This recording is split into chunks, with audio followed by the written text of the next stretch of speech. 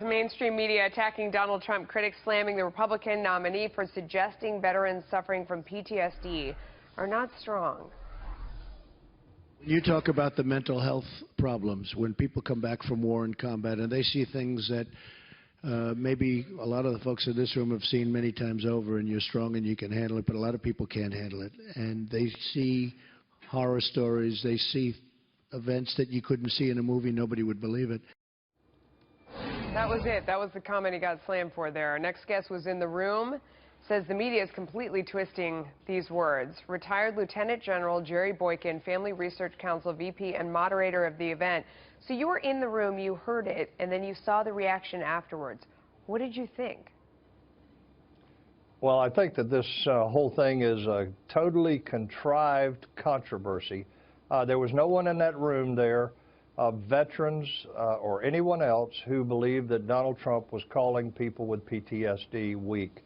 Ask the guy that asked him the question what he thought about it, and this young Marine sergeant will tell you that he was very satisfied with Trump's answer. This is totally contrived. Yeah, I mean, the truth of the matter is that we have a huge problem in this country, whether it's about PTSD or it's about the VA. There are a lot of issues that are very important to vets. Who do you think is listening to vets in this election?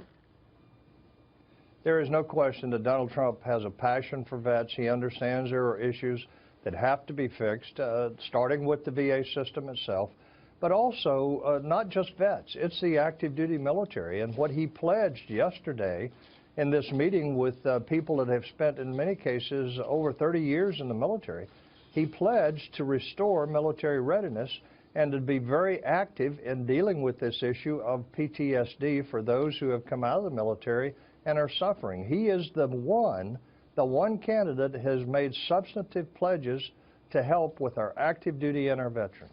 You know, if we look at a lot of the polls, 2016 vote preference among veterans, and this doesn't include active duty, obviously, as you mentioned, but veterans, 47% for Trump, 33% for Clinton. We looked up how much, when you talk about active military personnel, how much overseas ballots actually make it back, what the track record has been.